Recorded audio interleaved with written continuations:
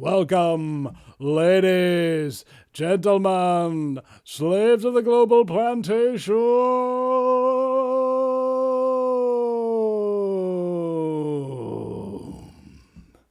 The Vinny Eastwood Show is bad news. It's like the news, but worse. It's the lighter side of genocide. Just because we're being exterminated doesn't mean we can't enjoy it. Otherwise, what's the point of being killed? The Vinny Eastwood Show, where the only thing worse than living in a high-tech global police state run by child-trafficking Satanists is Vinny's jokes. I mean, seriously, they're just awful. And my very special guest joining me today is Kareem Maize, and we have strange goings on with the Skype here. We'll have to switch to something else. That's weird. Check this out, guys. I'm going to share my screen with you, and you're going to see for the first time what's going on here. Look at that. It's like restreaming my own thing in on back of itself, bro. That's crazy, isn't it? You'll have to give me one moment, please, folks, while we get that technical issue sorted out. And there we go. We got it sorted. All right, so my very special guests are Jaime McNiccol and Kareem Maize joining us today for a little bit of a roundtable discuss. And what are we going to talk about? We don't know. But I had a thought this morning that we had, what was it? Truth Mania. All right, and I'm going to have to turn my share screen off here to see if that solves the problems. It does not. I'm going to have to turn my webcam off then. Oh, goodness gracious me. Haven't actually set this show up properly, folks. This is a bit of a new setup, so you'll have to bear with us while we get those issues sorted. But anyway, Truth Mania. Imagine for a moment that one day you're sitting there and you think, everything is fine. I'll vote for my politicians. I'll eat what the government tells me to eat. I'll do what they tell me to do. And unfortunately, though, what happens is you find out that that's not the case. Not the case at all, in fact. And you're now very, very concerned, often, that the worst elements of humanity are in charge of pretty much everything. Now, why is that so difficult for people to deal with? Well, it's because of this. Truth mania. Once you figure out what's really going on, and you have no illusions about it whatsoever, you're now going to be relatively frightened of what's happening, and it's going to drive you a little bit crazy. The truth does drive you crazy. It really does, doesn't it? And you have, for example, many people who are new to the truth who, they come across to their families as a little bit unhinged. And it's principally because that's what the truth does to you. You look crazy in a world that is full of lies, don't you? And it is very difficult to adjust to this new world, as it were. So when people are going through that, and even older truthers and people have been going through this kind of thing for years, go through this dynamic, is that it becomes much more difficult to live, a normal, sane and healthy life while you know how insane and unhealthy it really is. So, yeah, with that being said, guys, thank you very much for joining me. I appear to have gotten everything all trimmed down and ready for the broadcast. So without further ado, Jaime, would you please, before we get started, just tell people a little bit about you and who you are, then we'll go to Kareem, and then we'll go into some broader discussion. Yes, thanks for having me. Yes, I'm Jaime McNiccol. I'm originally from New South Wales, Sydney, living in Adelaide. It's a bad place to be. But anyway, I got into all this truth movement, if you want to call that, back when I was about 11 years of age, when we were doing a class called Behind the News. Basically, there was an ABC TV show that we became our own citizen journalists. We were watching all these stuff from the Persian Gulf War back in 89, 90, and writing down notes, try to comprehend what the narrative was all about. But then roll into 93, we had Ruby Ridge, Waco. Following on from that, we had the Port Arthur Massacre. That's where my collective work came all together of researching and collaborating the information that is currently out there. I got into the music world when I was a young age too. I've been interviewing bands from all around the world, been writing magazines, articles as well, and which you can still get them on certain forms of webzines and mainstream websites. And coming into the COVID pandemic or plandemic in the last 2.5 years, all my communication from all the people that I've worked with stopped because I've been too outspoken against the narrative, and all communication with the music business and also personal friends, they've deserted me. But I've been waving the flag. I've been on the ground here in Adelaide at rallies over the last 2 years, been fighting the good fight. Basically, made a promise within myself that if I'm going to be fighting for the principles of what is right and wrong, then I have to lead from the front. The main thing about this whole thing and this whole journey is to get people not only inspired to what the other narrative is that they don't get told, but also trying to give them some type of pathway where they can learn to get knowledge, to get wisdom, to get anything they desire. Many people now will say, Jamie, nothing you will say is what I already know. My only comeback is this: well, then why are you here then? If you say to me that you already know all this stuff and anything that I say to you is not even making any difference to what you think about, then why are you here? But it's not about me. I never made this about me. This is about a collective thing that we've got all information, bring it to the table. You make up your own mind. You don't have to believe me. I don't want people to believe me. That's the thing. I don't want people to believe me. I want people to make their own choice. And that's about freedom as well. Freedom of press. We've been censored, you and I and many others, Vinny. We've been shut down, banned. You know, at one point in time, I was getting around 20,000 views every episode on this rally that we've been going through over. Now, all gone completely. So keep coming at me, New World Order or whatever you are, because no matter how many times I get knocked down, I'm always going to get myself back up.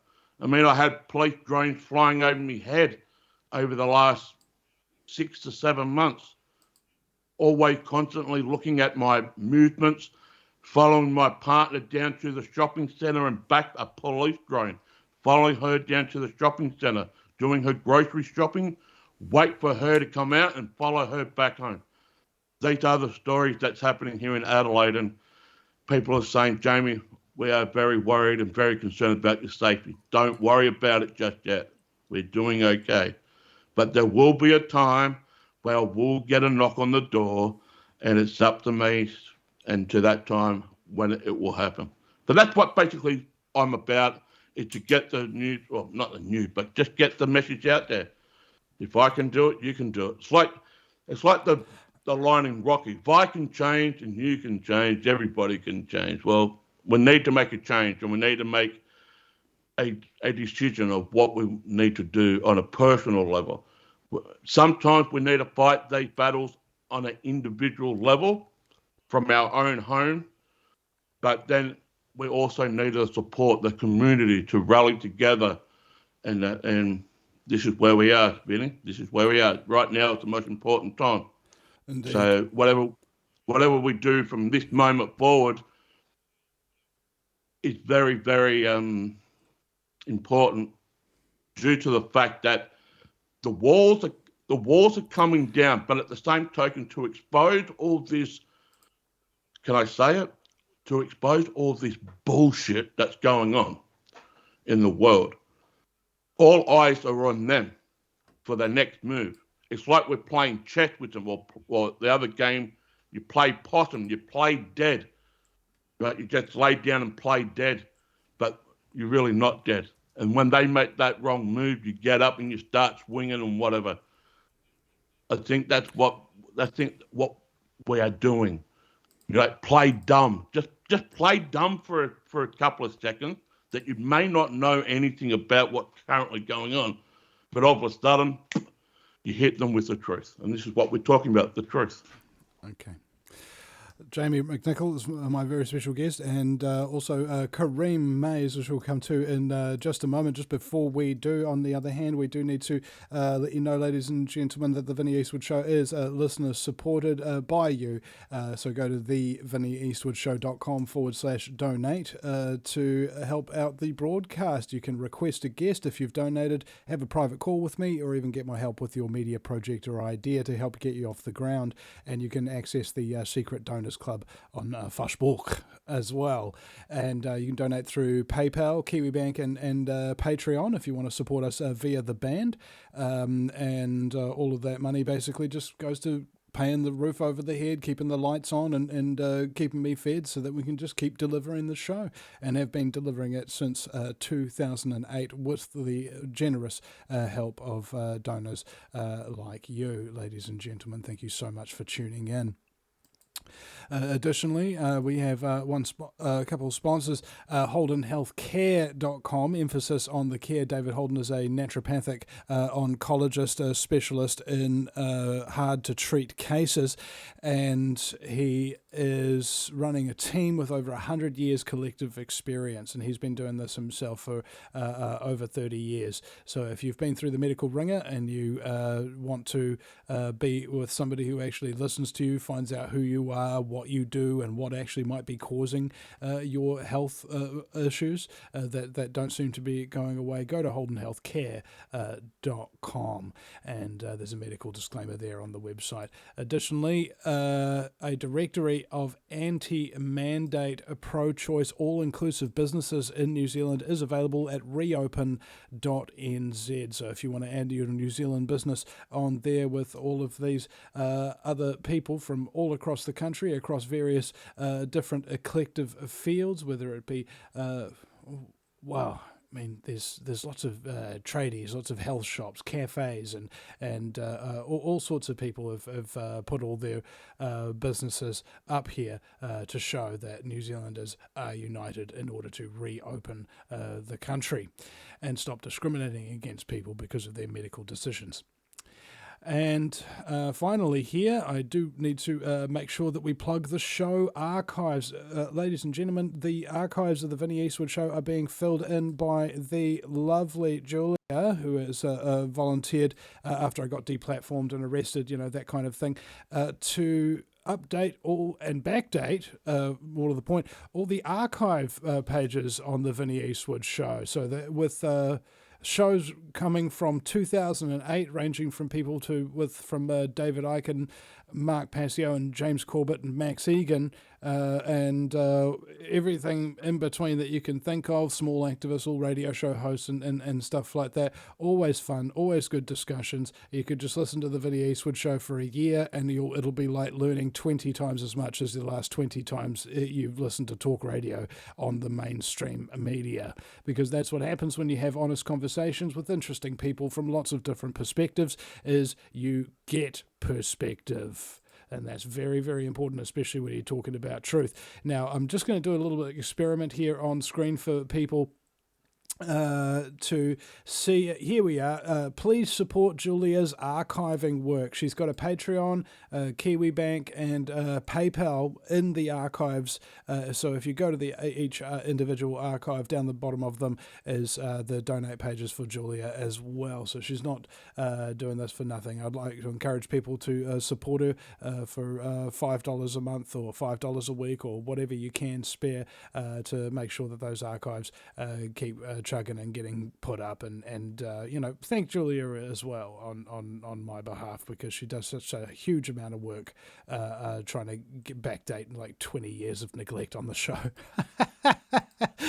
Okay, and that's it for the sponsorship for today. Kareem, you've been sitting there very, very patiently for like 16 minutes during this broadcast, man. I very, very much apologise for the amount of your time that we have wasted already. Additionally, not even tuning up to your show this morning a couple of hours before this show time was due to begin, because I was so friggin' tired. I was helping someone move house as well. This is crazy. Anyway, Kareem, welcome to the show. Hey, what's up, guys? So I am Kareem. I run a small show called The Essential Libertarians. You can go check it on. Vinny has been on about 4 or 5 times. We have some really, really good discussions, so check that out. I'm also a state organizer with the Mises Caucus. We just took over the Libertarian Party in America, so get excited for that. And we're moving it towards, you mentioned the Gulf War. If you were familiar at that time, what was going on in America in the media, there was a guy named Ron Paul. A lot of people are saying, man, this guy's crazy. He wants to pull out all the troops. And, I'm just saying that seems to me like common sense. People don't like when you bomb them. People don't like massive printing of money. We're feeling the, heat on that right now. Everybody's feeling inflation. He was saying those things back then. And people were laughing like, oh, no, And now they're starting to see the effects. I wish people listened to him back then.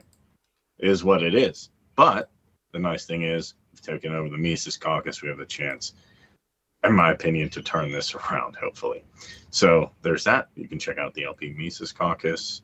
And on top of that, I'm also on my friend show, Leighton, Inappropriate Thoughts, co-host of that, and co-host with Daniel Beachroll on Conquering the Divide. And that's pretty much it for me and what I'm doing.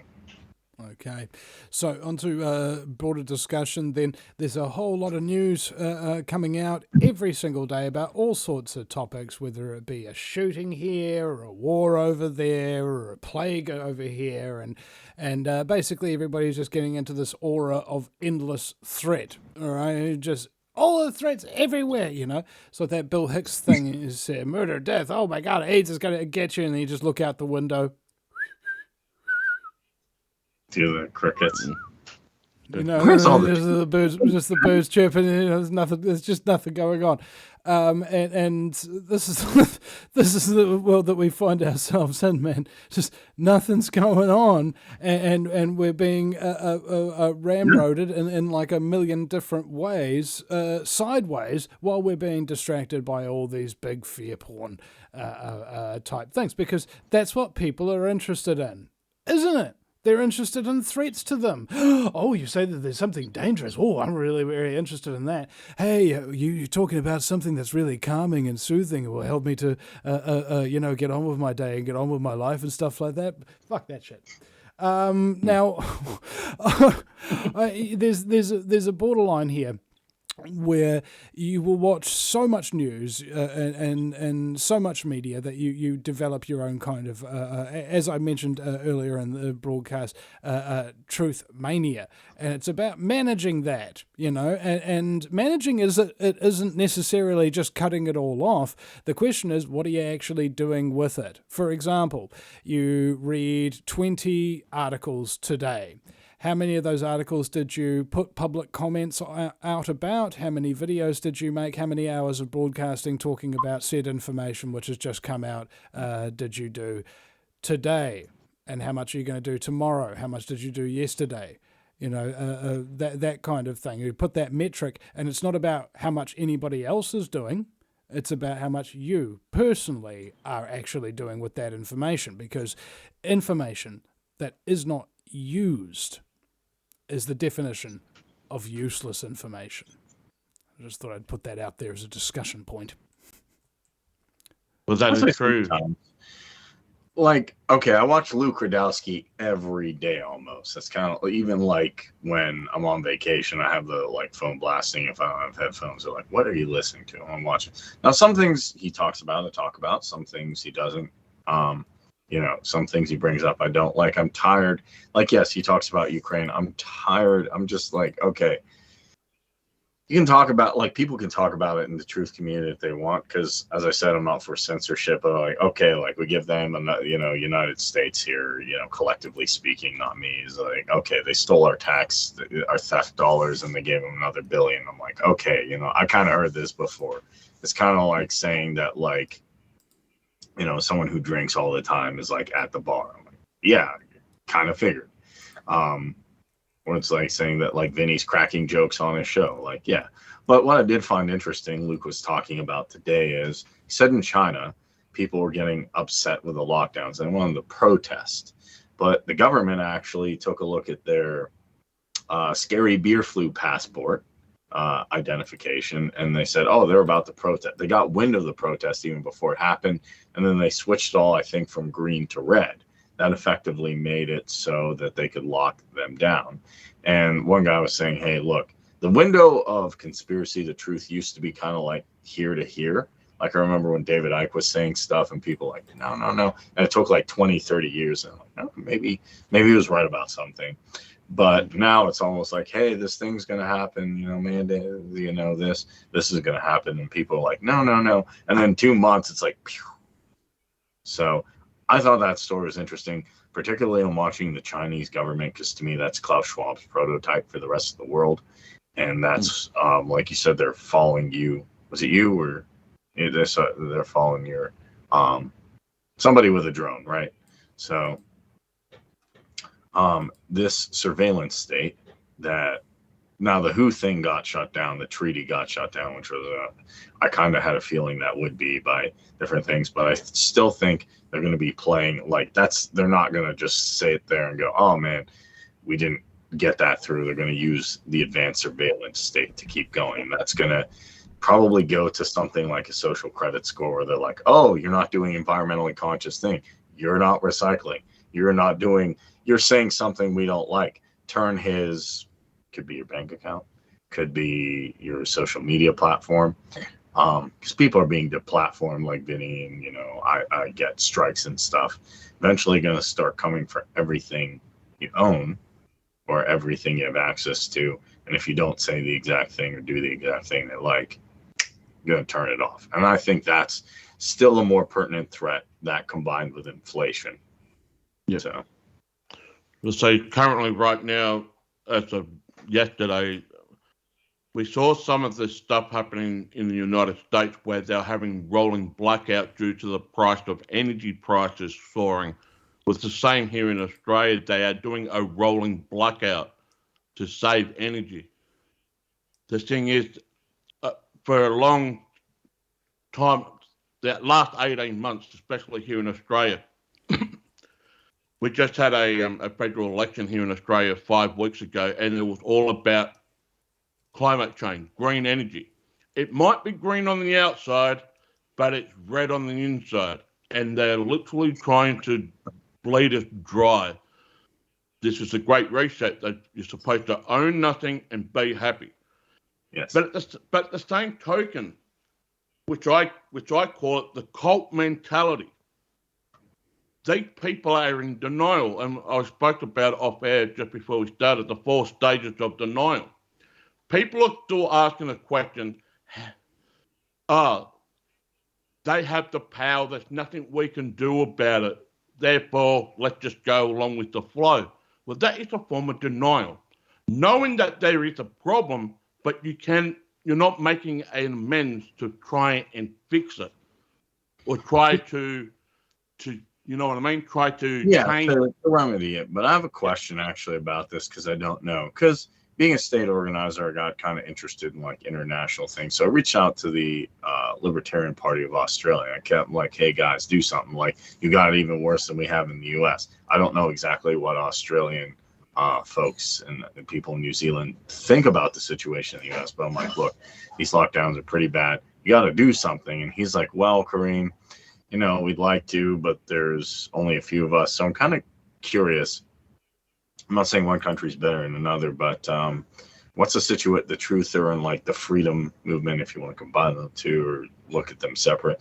What's that kind of like in Australia and New Zealand? Are people like, because I see some people like in Asia, they're like real passive, like government says this, I got to do this for the community, do this for the greater good. And then there's some other nations where they're like, oh, government said to do it, like America, Canada, Australia. No, I'm an individual. I don't have to bow down. So is it kind of more like that, or is it kind of more like, let's fight against this thing?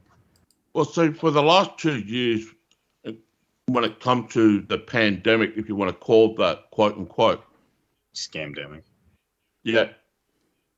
Predominantly Australia and New Zealand were the forefront with all these protests that was going on. In Melbourne, Australia, it was the longest and strictest lockdown you can ever imagine. You couldn't leave your house for any reason whatsoever. You had police looking into your coffee cup. If you went down to your local coffee shop and bought yourself a coffee, the police will be out the front door when you walk out. Can I look inside your coffee cup to make sure you actually bought coffee? People were getting fired upon with rubber bullet, tear gas, flashbangs, you name it. And they were locking people up and putting them into what they call quarantine camps. We had people here in Australia getting their doors kicked in the middle of the night and being dragged out. We've seen children being stripped away from their mothers and fathers, and their young child is getting forced poison into their arm while their parents are just standing around watching them doing it. Well, heck, you guys actually had camps, like literal, like I said this with Vinny way back when. People like, come on, Kareem, that's conspiracy. I forget what they call them. They're like COVID rehabilitation facility centers. And they're like, oh, just a hotel. I'm like, do people escape the Hilton? Like if I gave you like, hey, man, here's a free thing to Hilton, you're probably like, whoo. I mean, it's a hotel. It's a nice hotel and all the thing. Why are people running? So, I mean, it got that bad.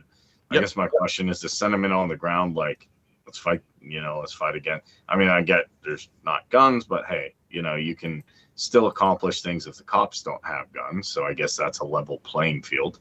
At least in my opinion, it is.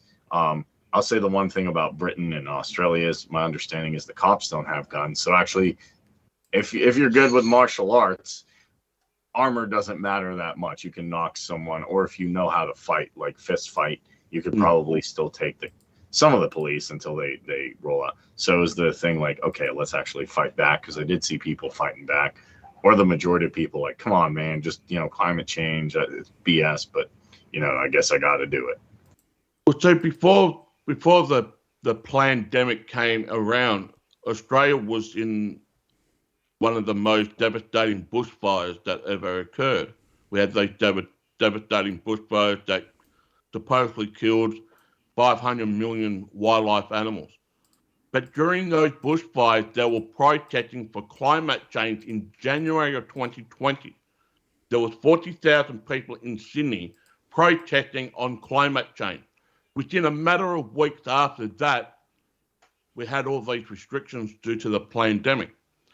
In March of 2020, I was on a show with Eric on Revolution Radio, and I said, we are currently looking at martial law. He said, what?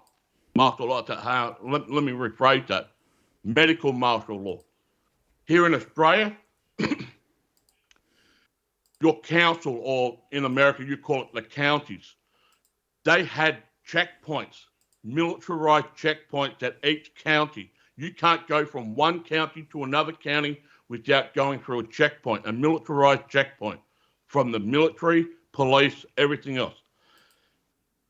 And people are saying, wow, is it really that bad in Australia? It was. But here's the thing. We're currently in our winter right now, and all these mandates that they had over the last 2 years reduced. They're even now stopping the mask mandate at the airports.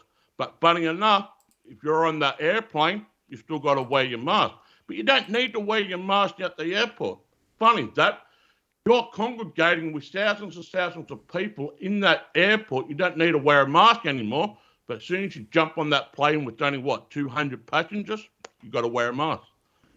So all these restrictions that we had over the last 2 years here in Australia are starting to drop off like flies. Matter of fact, here's some good news.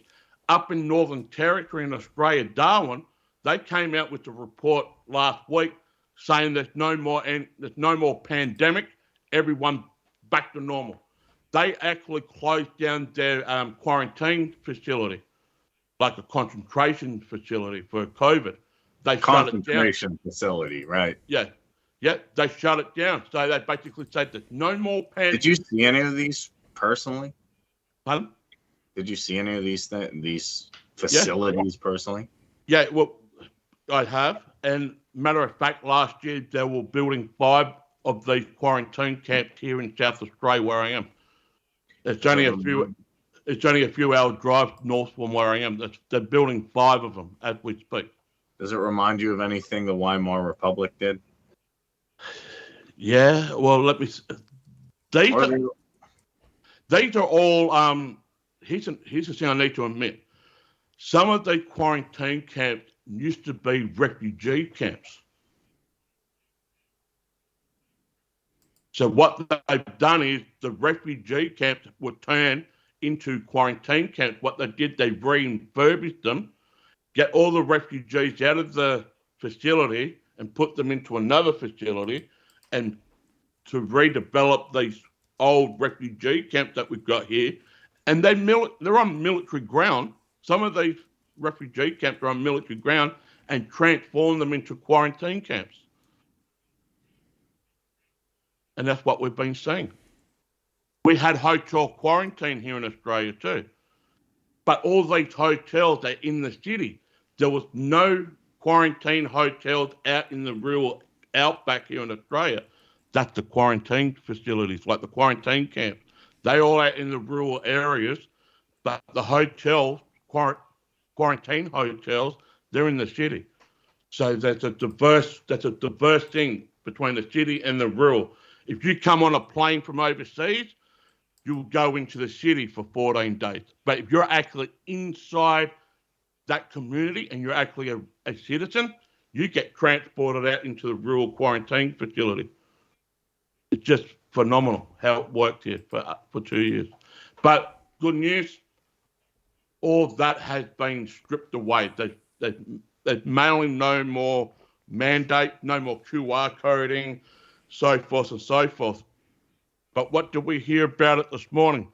WHO said that they're going to change the name of monkeypox because it's discriminating and stigma. It's like, Here we go, guys. Well, to me, what the elite does is it's not like people kind of look at things. They're like, oh, we beat the mandates. We're good. Okay, done. I'm like, do you think these people with just infinite money and they literally print out nothing and a bunch of power are just going to go, oh, man, well, they got me. Like, they're going to sit there, harken back and be like, okay, what's the next side? They're going to be like, oh, my God. How could I have been so blind? We're sitting here and they go, oh, mate, we need to rechange monkeypox. It's discriminatory against the monkeys. Like if I was a monkey and I was sitting there in a zoo behind bars after being captured in a jungle or maybe bred in captivity, the last thing I would want is somebody naming a freaking illness after me. It would just feel embarrassing, I mean, come on. What was even going on here? This is you can't make this shit up. No. Well, I think that's another thing too, Vinny. I mean, I love this book that I got for Christmas, The Real Anthony Fauci from Robert F. Kennedy. I recommend people to get that book, get this book. And fascinating about it is they've been doing all this stuff due to the pandemic for years. But people are saying, but there's nothing you say or nothing what this book says that I don't already know about it. Well, why are you here then? If you know everything, then why are you here? I don't like. there's a lot of people that say they know everything, and those people don't know everything. I have friends that are like, there's military tribunals and Q, and I'm like, how do you? They're like, we know what's going on. How do you know? And I'm like, all right. Oh, well, they divined it from the 5D chess. Yes, 5D chess. I'm like, give me some footage. That's what I always ask. Okay, that'd be great if there is. I like to see it. Can I see some footage? Oh, I don't know, but I swear, somewhere here there's this guy and they've been executed. I'm like, okay, great. They're bad people. I'd like to. You have like a newsreel, something like if that happened to that magnitude, you would see something, or use in alternative media. Maybe not.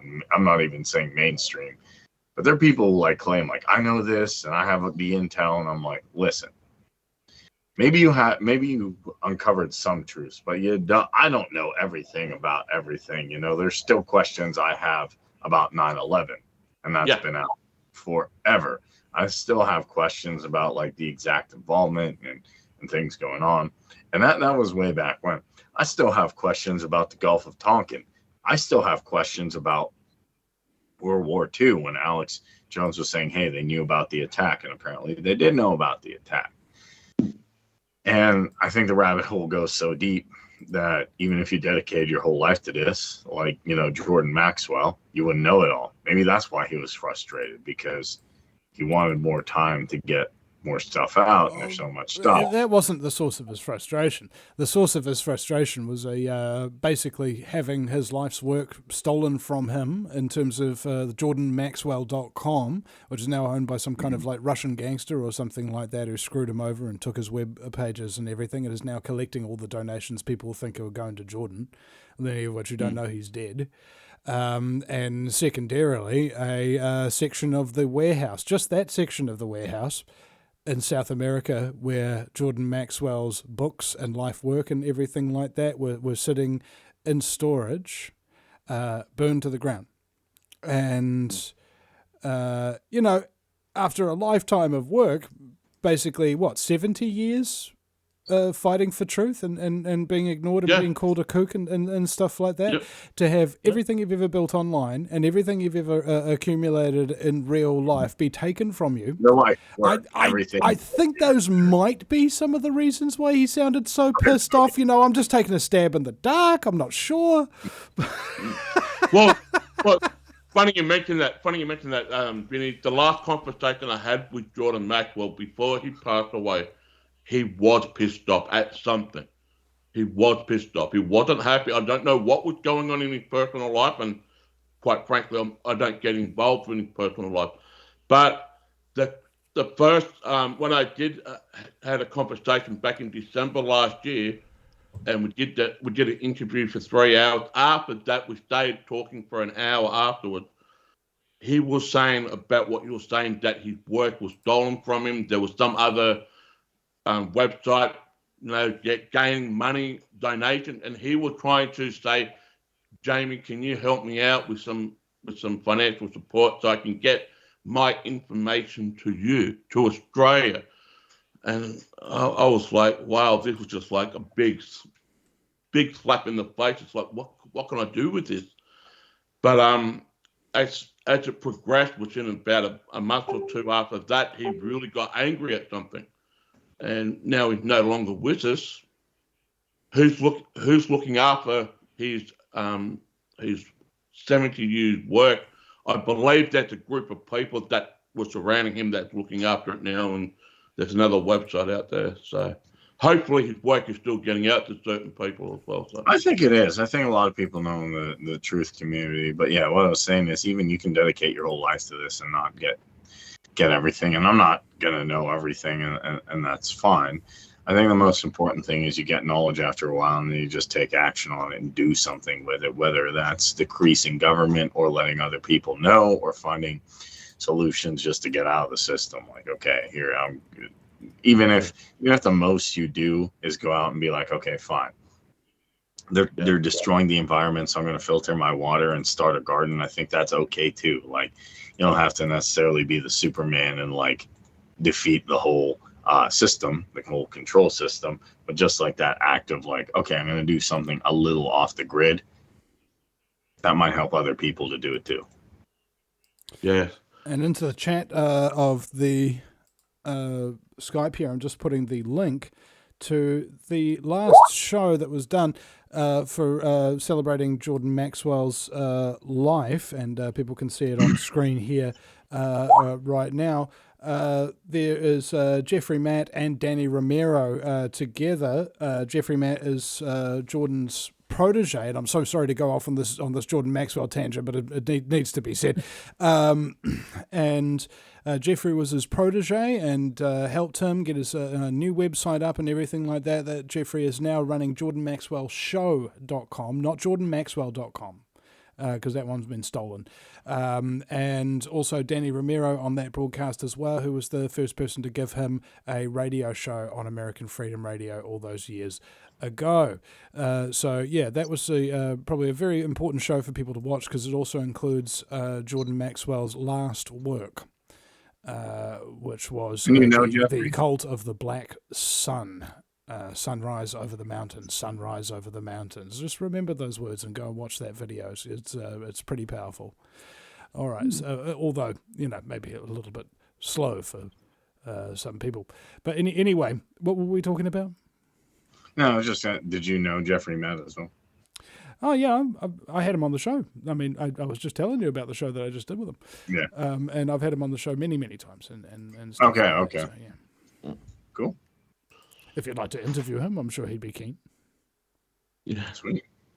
Very, very Well, cool. see, people were warning me about Jordan Maxwell. Now, how's that interview I did with Jordan Maxwell? He actually called me while I was live doing my normal episode. And people were warning me about Jordan Maxwell because people had their own perceptions and their own thing about Jordan Maxwell. For me, I just didn't care. Jordan Maxwell was a pioneer for over 70 years of exposing the Illuminati, New World Order, false religions, you name it, the whole 9 yards. And people were still firing arrows at him. But the thing is, I've said to these people, don't take a knife to a gun battle. Because this guy, he is well known, he's a pioneer, and without him, we wouldn't be here where we are. To continue on for his work, to expose the truth out there. If people like Jordan Maxwell that inspired us to shine the light, to keep, when you're doing a relay race, you pass the button on. I think we here can say that the button's been passed on to us. Now it's up to us to do the work for him as well, in our own unique way. Well, I just think about these elder members of the Truth Movement have been trying to wake people up for decades and stuff like that. Your Jordan Maxwell's, G. Edward Griffins, and David Icke's of their time, and now who are the new ones? That we've got here. We won't be able to see that until time has progressed, I think. And well, you're one of them, Vinny, are you not? Well, one can only hope. But the thing that I try to ascribe to is that as Jaime said, it's not about me, but also at the same time it's the Vinny Eastwood show. Of course, it's about me, all right. Yes. But it's also about all the other people that we have on, all the guests who have experiences that I don't, who have knowledge that I don't, who we can all find some kind of commonality and agreement with and have a fun time.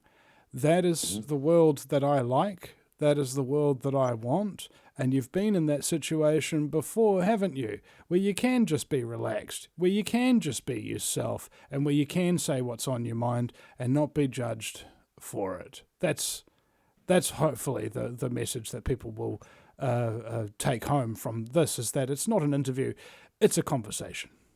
Exactly.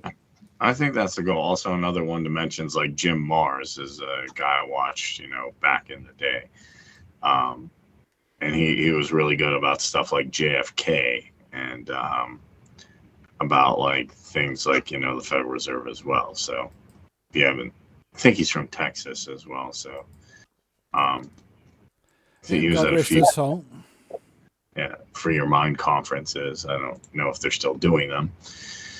But yeah, that's the good thing is there's still a generation after that that's seen what happened. Much like there's a generation in the liberty movement, and now what we're trying to do is move it even forward to say, hey, we can take this knowledge and do something with it, and then hopefully free the world, or at least get close to that. Start to make some dents at least. Well, about 10 minutes left in the broadcast, and just before we continue and start with our wrap up, as it were, I would, of course, like to remind people that this is a listener-supported broadcast and has been broadcasting since 2010, but it started on YouTube in 2008. So it's a good 15 years of donating my time to truth and the people who speak it on an international and of course, a local level. So if you want to donate to support the show, set up an automatic payment weekly or monthly, please go to thevinnyeastwoodshow.com. That's Vinny with a Y because it's the most important question. And Eastwood, like, go ahead. Make my news. And go ahead, ladies and gentlemen, start up a donation through PayPal, KiwiBank, or Patreon, and then hopefully we will be able to keep the lights on and keep the show going as we have for the last 15 years. So thank you so much for all of the people who do donate. It literally, the bank accounts are like, I don't know, it's like watching a gamble on your life, right? You throw the dice on the craps table, and every day you get a different result. Hey, I didn't realize I was going to get those dice come up. Great, I can do this now. You know, every single day is like that, and there's so much generosity out there among people that it boggles the mind, especially nowadays when we've been deplatformed so much that even when you do ask for help, almost nobody hears it. HoldenHealthCare.com is also our sponsor, and just before I get to them, I've got to remind people that if you are a donor, please get into contact with me. You can request a guest, you can have a private call with me, and you can get my help with your media project or idea and access the Secret Donors Club on Facebook. And down the bottom of the donate page it says already donated, click here for your special rewards, and that's where the all the details are for you. Now again, HoldenHealthCare.com, emphasis on the care. David Holden's a naturopathic specialist in hard to treat cases in terms of oncology, and his team brings over 100 years experience to the table. So if you've been through mainstream medicine, you understand how many drugs they give you and how little they truly understand about complex systems that really affect your life. Who do you live with? What do you do for a living? Who are your friends? Who are your family? What are you eating? What kind of media are you absorbing? Did you realize that all of these things can affect your health and affect cancer? I didn't until David told me, and you can find out exactly how these things are affecting you too if you go to HoldenHealthCare.com, emphasis on the care. Medical disclaimer is also on the website. Additionally, tap into reopen.nz, the website, which is a directory of anti-mandate, pro-choice, all-inclusive businesses in New Zealand, and there are so many New Zealanders who have popped their businesses up there to stand up and be counted and say that they want to reopen New Zealand. You can add your freedom business at reopen.nz. Thank you so much for my sponsors. Thank you very much to all my donors and everything. It's a magical existence to know that you can adopt the world's worst business practice, ladies and gentlemen, to try and make money off of telling the truth, and still, in a manner of right livelihood, be able to survive and have what you need to live and keep producing the show. It's called the peer-to-peer economy. The way the economy works is you make something, you invest all the time, you invest all the effort, you invest all the money, and before anybody else can get their hands on what you've just built, they have to pay something. And then when you get paid, you go and you make another thing, and then you sell it to another person, and so on and so forth. That's how the economy works. The peer-to-peer economy works like this. You make something and you give it away for free to everyone. And then out of that, everyone, a bunch of few people here or there or whatever go, hey, that show, I really enjoyed that. That was really good. I think other people should enjoy it too. I'll support it with $5 a month. I'll support it with $100 a week or something like that. And then before you know it, you've got that thing that was being produced for free for everybody's enjoyment and betterment that is now accessible to everybody and ostensibly self-funded by the very people who consume it and benefit from it. That's the peer-to-peer economy. So, you're very well said, Vinny, because the old saying goes too, you only get out what you put in. The more, if you treat it like a business, which you obviously are, Vinny, and like myself, you treat it like a business as a module, the more that you put into it, the more you get out of it. But at the same time, we still get ridiculed for making money off information. The truth. And they hate us for it. I love it. I literally love it. Because I treat this as my job. Before this pandemic, I was doing magazines from home, like interviews, bands, and writing it out, and I was doing like 10 to 20 interviews a day, and I had to send this off to my editor and all that. All of that was taken away back in February of 2020, and I had to do something. And once I started creating like a PayPal here and all this and going to rallies there, and I needed donations to get me some fuel on the road and so forth, people hated me. And I said, come at me. So this is the thing. People are now talking about the cost of living. Well, how can you put a price on that? People are talking about the price of gas and the price of lettuce here in Australia. Price of lettuce is $15 for a soccer ball lettuce. Strawberries and blackberries, anywhere between $15 to $20 a bunch. The prices of rent for your accommodation has gone up an extra $100 from the previous rent that you're paying. I had a friend of mine who just texted my partner and I. We've got a mutual friend. Their rent from last week till this week has increased an extra $80 because of this cost of living. The inflation's going up. We are going to. I don't want to put a prediction out there, but I just want to say this. If the elite and the globalists and all these cronies that are controlling this freaking world at the moment, it's about control. We're going to see tent cities galore right across the global thing. I went to Canada in 2002. I went to Vancouver, and I was starting to see, I was starting to see tent city in Vancouver, down in Seattle, and all the way along the west coast of United States, tent city. We're now in 2022, and they're already talking about the cost of living crisis and all this. We are going to see a tent city galore. People are not going to be able to afford to rent their houses, let alone buy their food at the local grocery store.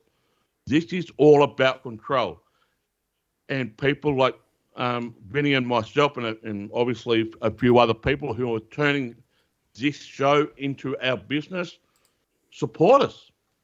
If you can chuck in a few extra dollars on that, so be it. But it all goes back into getting the information out because we've been censored. Vinny's been banned from how many platforms now, Vinny? I've lost count. Yeah, lost count. Well, that's the thing. Lost count. I've lost so many channels over the last 2 years, I can't keep count either. But people are still bagging the crap out of me saying, oh, you're making money, you're making that. Yeah, because I'm treating this like a business. The more I put into it, the more I get out of it. But it's not for my own pleasure or whatever. But sometimes, just sometimes, I do have to be selfish. I do have to reward myself for the hard work I put into it. And if people don't like it, well, lump it. You know, well, it's like when I asked. I remember on Armageddon, Bruce Willis is talking to one of the guys from NASA, played by Billy Bob Thornton, and he's saying, these guys who have just been doing all this hardcore astronaut training, you know, they're going up to save the world and stuff like that, need a day off, like off for at least 10 hours. And he goes, well, hold on, we've got this thing a secret. What if they talk? And he goes, well, what if they get up there and they forget what they're fighting for?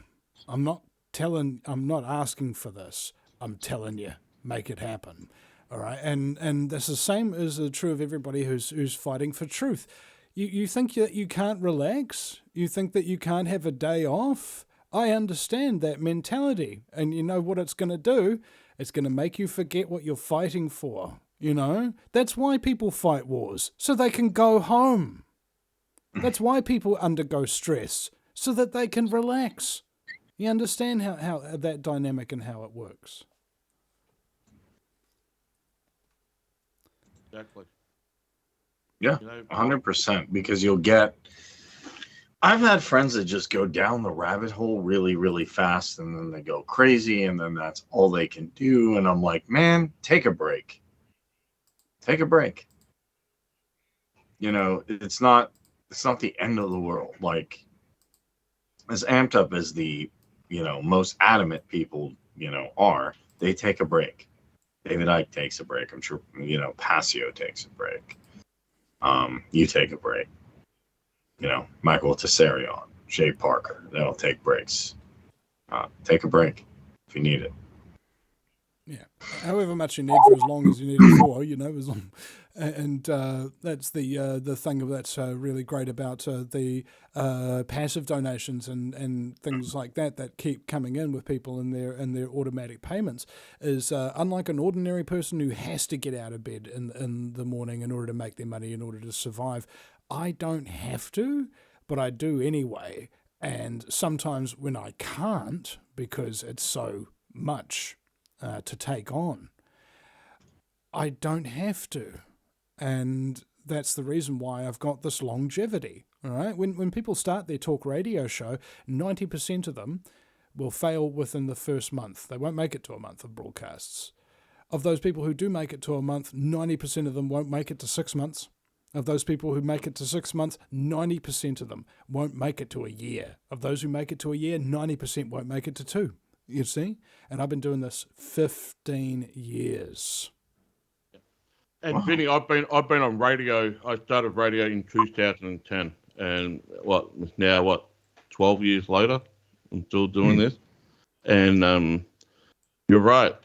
That first month is, when you get excited when you're starting up a new show, or especially when you're getting to the radio, you're all excited. It's like the honeymoon period. Yeah, we're gonna go off to the moon and all of it. But then, when the rubber finally hits the road, when you press that first button on that control panel, and you've got this microphone on, and you go, "Welcome, ladies and gentlemen. I'm your host." But you're right. After that first month, you were starting to hear all these critics saying, the show sucked, you suck, you're always stumbling your words, you're stuttering this. The best advice I ever got back in 2010 from the executive director at the radio station was this, and I live by this: do not become your own critic. People will like you, people will hate you. People will criticize your work, but don't become your own critic, because that's when you will start to fall. And I took that upon. Yeah, I can be a critic of other people's work, but when it comes to my own work, don't be a critic of that, because you will make mistakes. We all do. You will make mistakes, but it's all in the process of that next episode you do. Make sure it's a better one than the one before. Like, that's why I replayed the shows that I do. People say, "James, do you ever replay the shows?" Yes. Why do you listen back to this? So I can be better on the next one. On the next one. On the next one. Because if I stumble or whatnot, that's on me, not on anybody else. But I don't have to be a critic on my own work. So yeah, the best advice I give to people: don't become your own critic of your own work. Yeah. Because you are unique. You are unique, Vinny. You are unique. Whoever hosts the show, you are unique. You are going to have some hurdles and whatnot, but make sure the next one's better. And keep pushing, son. And keep pushing. Well, I was thinking it was something I was going to say to my daughter today in a little video or something to her. And I think it's the same is true for us all. You're not special, but you have potential. Okay? You have tools in your own toolkit that are different to everybody else's. You can't measure your own life by somebody else's yardstick. Elvis's producer said, I don't care if you love Elvis. I don't care if you hate him. Just as long as you've heard about him. Yeah. And my producer, the somewhat fabulous Mr. Mitch Santel, back in the day, told me about this thing called plussing. When after you end a broadcast, he doesn't tell you what you did wrong. He tells you what you did right, and what you can make even better. You know, that kind of thing, and it gets you out of that negative mindset because of something else. He also told me, keep the talent happy. All right, are you the talent? Are you in front of the microphone? Are you in front of the camera and that kind of thing? You need to be happy, son. Okay, that's when your best creative flow exists. That's when your greatest works will be created. And putting yourself into a routine and circles that keep you happy and make you happy and give you a fulfillment and joy is what's going to help you give joy and fulfillment and happiness to others in turn. This is just what happens with creative people. That's true. 100% agree. Sometimes I do get animated and I do get fire up on my episode, but there's a reason for it. If I get animated and I get fired up, there's a reason for it, because people have been saying, Jamie, you can't be too critical of others, or you can't be too blunt and obvious, honest. And I said, well, what you see is what you get. If I say bullshit, I'm going to call it out, because the thing is, we got to stop wrapping things up in cotton wool and saying, let's just be gentle here and let's give it a massage there. Screw that. Sometimes I do give my listeners a little bit of fear into their life, just to wake them up just a little bit. Just give them a little bit of fear.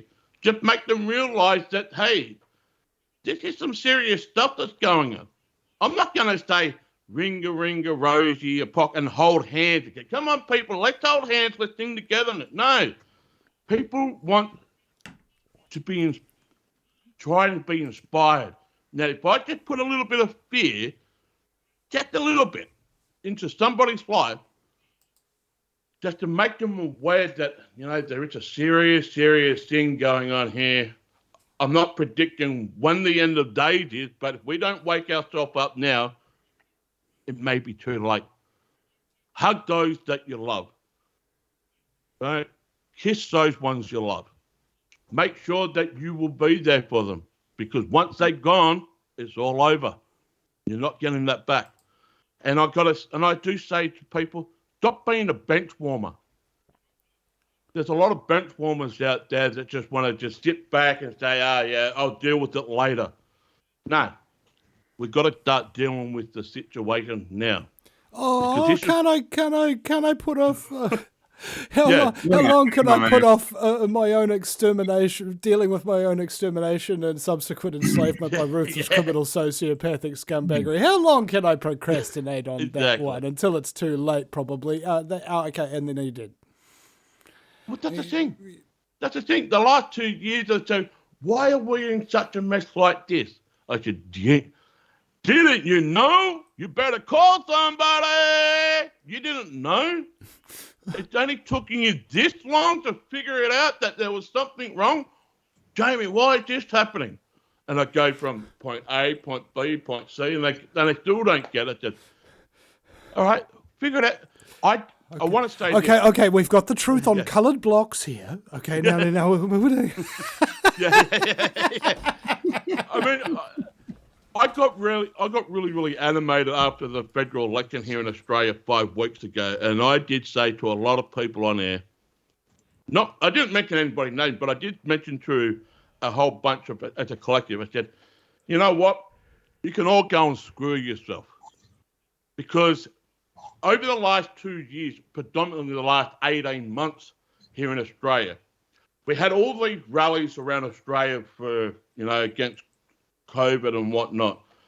But about 18 months ago, they became a political campaign. It wasn't like when these rallies first started up, it was great. We wanted to get all the mandates dropped. We want to get back to moving and get back into work and so forth. That's what we aimed for.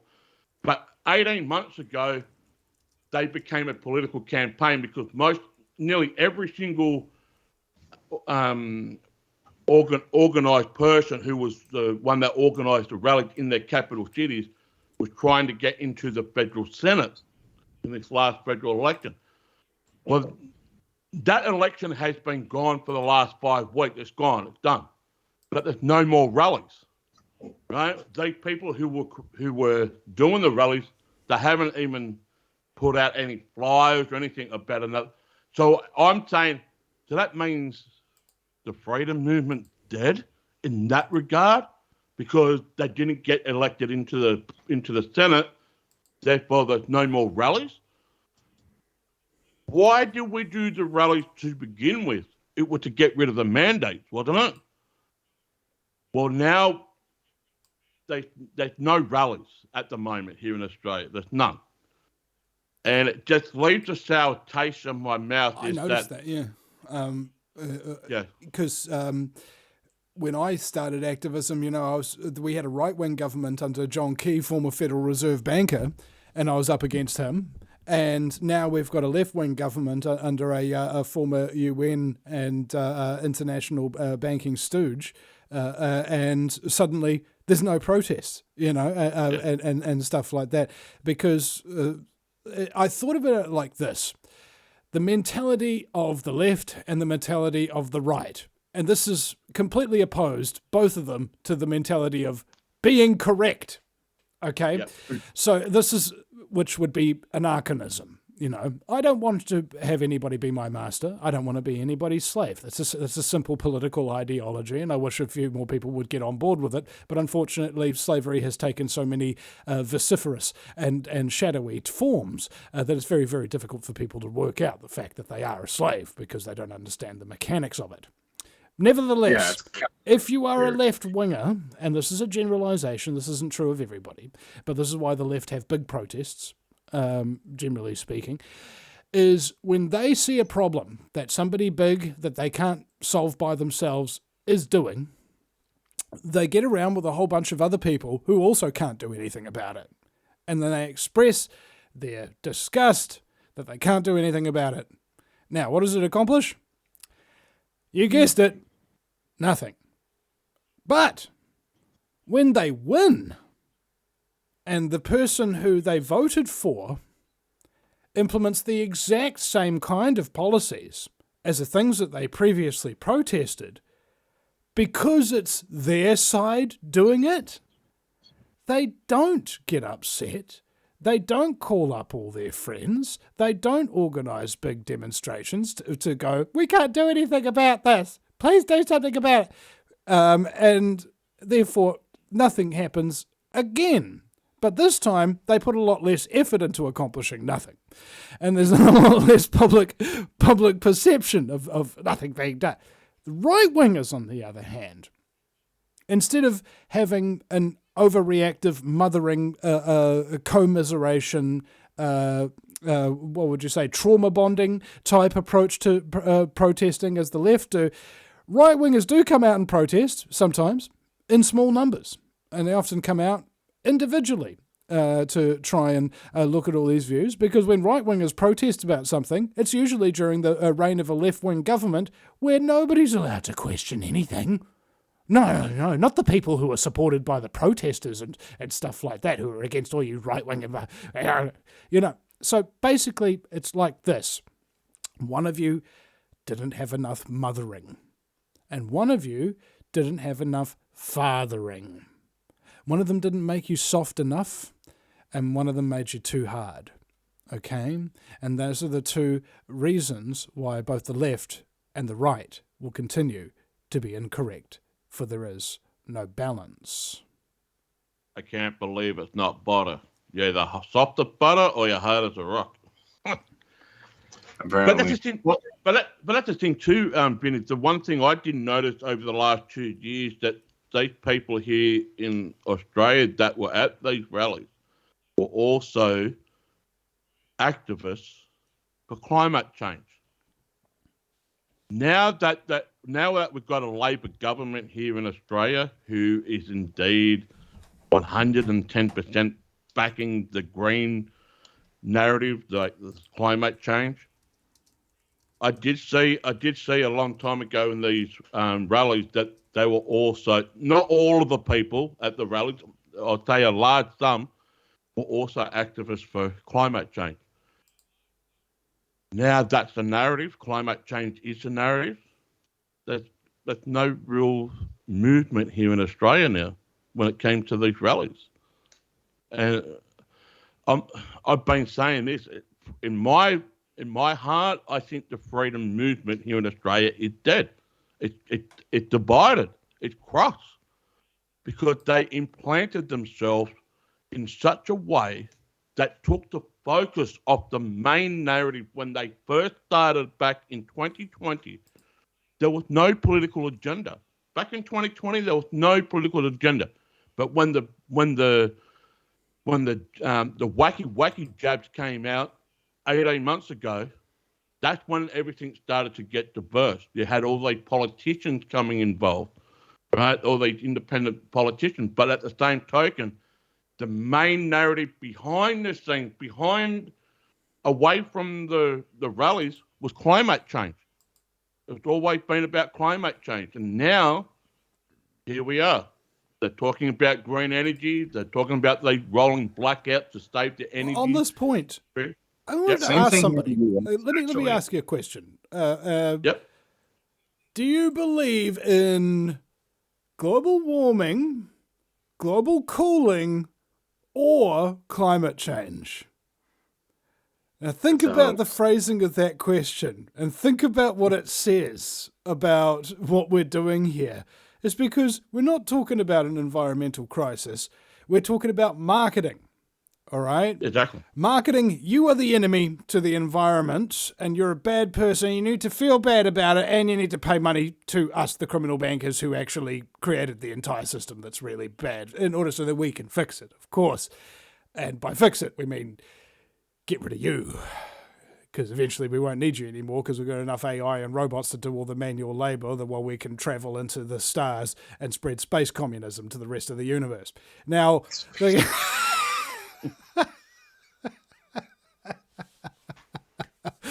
I won't say, in a Star Trekian sense. Now, guys, unfortunately, we have come to the end of the show. So just a quick 60-second wrap up each. Jaime, go right ahead. And before you do, self-promotion, you know, as you called, as it's called on radio, is a plug. All right. And this show is like a bathtub. It does not work without one. So please plug your works and your wares. Tell people where they can find you. You want to go first? You want to go first? Or? Oh, I'll do it. Okay. So, yeah, Southern Truth. I'm Southern Truth 3 on YouTube. That's the third channel that I've had now. And I'm also on Rumble at Southern Truth 79. I do a show Monday to Friday. I'm so sorry to interrupt, but, you know, Southern Truth 3 on YouTube, and I'm going to, you know, one day there's going to be Southern Truth 75 or something like that. It's like, oh, I remember when you were Southern Truth 3, man. We're old school. Yeah, you're true. So, I'm sorry, continue. I truly want, my main goal is that I truly want to start up my own website at the second half of this year, just to start up. So, I mean, we need to get these shows like this on our website. You obviously got a website, Vinny, but I've been trying to get myself into that, to get off YouTube, get off all these other social media platforms and start building my own one up, because to get the news out there, that's the way to go. So, yeah, Southern Truth 3 on YouTube and Southern Truth 79 on Rumble, Monday to Friday. Okay, so he's already been banned 78 times on Rumble. Now, this is... You're a hero. Go ahead, Kareem. Your 60 seconds of self-promotion. Go right for your life, man. You can unban him. So I'm Kareem with the Mises Caucus. You can find my channel at the Essential Libertarians, and also check out the LP Mises Caucus if you want to go back to the Ron Paul revolutionary movement. And I am Kareem for Liberty, the word for, on Twitter and on Facebook. Yeah. The name's Kareem because he's just so fucking smooth. Now, It's my Che. all right, and again, just before we go, just a quick word on our sponsors. Ladies and gentlemen, please go to the VinnyEastwoodShow.com/donate.html. Links are in the descriptions as well. Check out our sponsors, HoldenHealthcare.com, reopen.nz, and make sure that you go to the archives page, click on show archives, and when you go into them, there is a wonderful list of all the links to the shows that you can watch on various platforms like Odyssey, BitChute, Rumble, the One Great Work Network, and of course those of you who might be watching on Facebook. And down there it says, please support Julia's archiving work, and you can support her through PayPal, Patreon, and KiwiBank. And I hope people sign up to give her $5 a month at least, for the massive job of archiving like 15 years of deleted work and uploading it to the various platforms for me as well. She's just doing a phenomenal job, and frankly, I need your guys' support to help her to feel appreciated for it, man. Because ultimately, this is often a very, very thankless task, getting the truth out there, and it does grind people through. So it's always helpful and nice to be supported. And with that being said, thank you very much, ladies, gentlemen, slaves of the global plantation.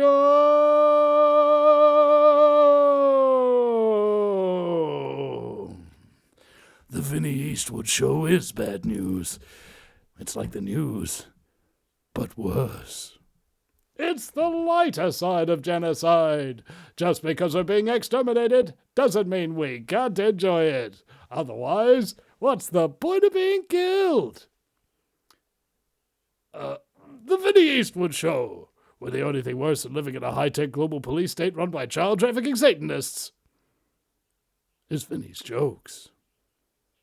I mean, seriously, they're just awful.